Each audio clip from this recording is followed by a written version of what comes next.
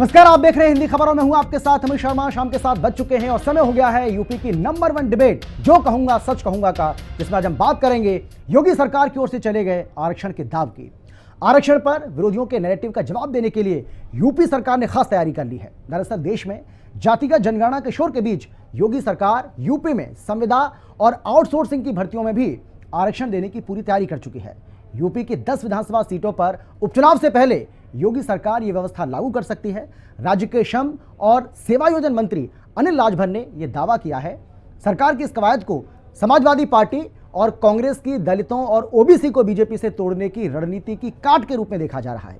आज चर्चा इसी को लेकर करेंगे, आपको एक रिपोर्ट भी दिखाएंगे, लेकिन उसके पहले आपको हम दिखाते हैं कि आखिर आज का मुद्दा क्या है। आज का मुद्दा समझ लेते हैं। आज का हमारा मुद्दा क्या है ये आपको बता रहे हैं। यूपी में संविदा आउटसोर्सिंग भर्तियों में आरक्षण का जो दाव चला है उसको लेकर हम चर्चा करने वाले हैं। श्रम और सेवा योजन मंत्री अनिल राजभर जो हैं, उन्होंने एक बहुत बड़ा दावा कर दिया है। मसौदा बन रहा है और जल्द कैबिनेट में इस बाबत प्रस्ताव भी आएगा।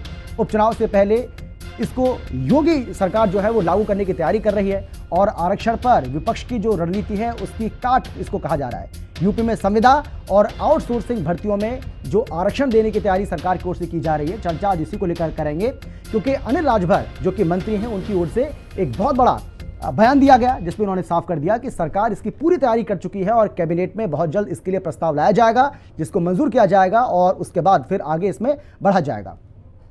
लेकिन आज के हमारे सवाल क्या कुछ रहने वाले हैं वो भी हम आपको बताते हैं।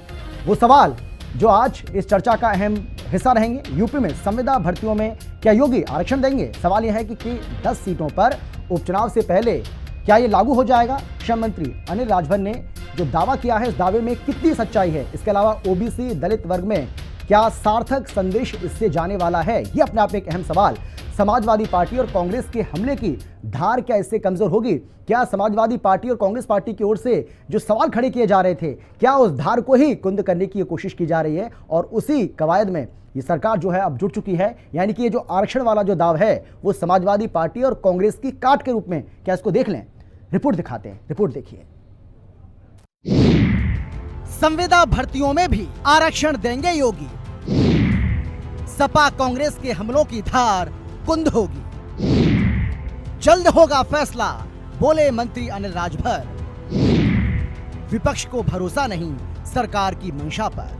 उत्तर प्रदेश की 10 विधानसभा सीटों पर होने वाले उपचुनाव से पहले प्रदेश की योगी सरकार बड़ा फैसला ले सकती है। इसके तहत संविदा और आउटसोर्सिंग नौकरियों में आरक्षण की व्यवस्था लागू की जा सकती है। ये दावा प्रदेश के श्रम और सेवा योजन मंत्री अनिल राजभर ने किया है। मंत्री राजभर का कहना है कि इसके लिए मसौदा तैयार किया जा रहा है और जल्द ही ये प्रस्ताव कैबिनेट में मंजूरी के लिए लाया जाएगा। तो चलिए आपको बताते हैं संविदा और आउटसोर्सिंग भर्ती में संभावित आरक्षण क्या हो सकता है। अनुसूचित जाति को मिल सकता है 21% आरक्षण। अनुसूचित जनजाति को 2% आरक्षण मिल सकता है। ओबीसी को 27% आरक्षण का लाभ दिया जा सकता है। पिछले दिनों डिप्टी सीएम केशव प्रसाद मौर्य का एक पत्र भी मीडिया में आया था, जिसमें उन्होंने सरकारी विभागों में संविदा और आउटसोर्सिंग से भर्तियों में आरक्षण की व्यवस्था लागू करने की मांग उठाई थी। ऐसे में माना जा रहा है कि योगी सरकार जल्द ही इस पर बड़ा फैसला ले सकती है।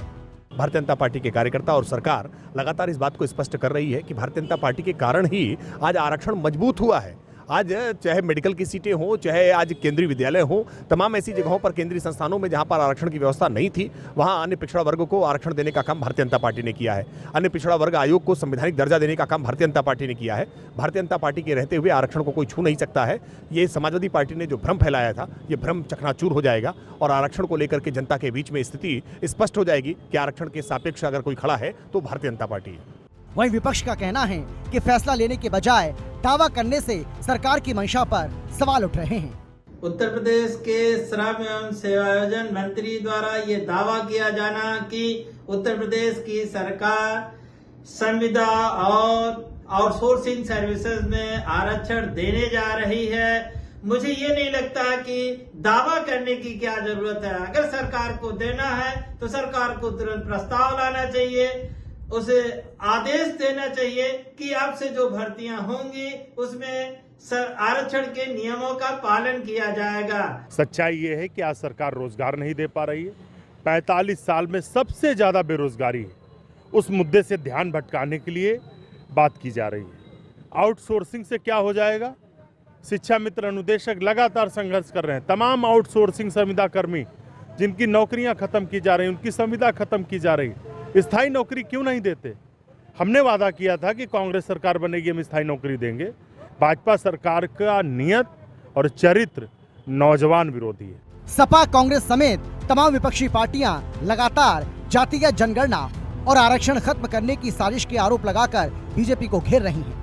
लोकसभा चुनाव के परिणाम के बाद बीजेपी के नेताओं और मंत्रियों ने भी संविदा और आउटसोर्सिंग की नौकरियों में आरक्षण को लेकर भेदभाव का आरोप लगाया था। खुद डिप्टी सीएम केशव प्रसाद मौर्य ने सार्वजनिक मंचों से इस मुद्दे को उठाया था, जिसके बाद सरकार की तरफ से इस पर नए सिरे से विचार करने का भरोसा दिया गया था। ऐसे में मंत्री अनिल राजभर के बयान के बाद माना यह जा रहा है कि योगी सरकार 10 सीटों पर उपचुनाव से पहले ही इस पर फैसला ले सकती है, जिससे ओबीसी और दलितों को बीजेपी से जोड़े रखने के साथ ही विपक्ष के हमलों की धार कुंद की जा सके। राहुल श्रीवास्तव के साथ विक्रम सिंह राठौर, लखनऊ, हिंदी खबर।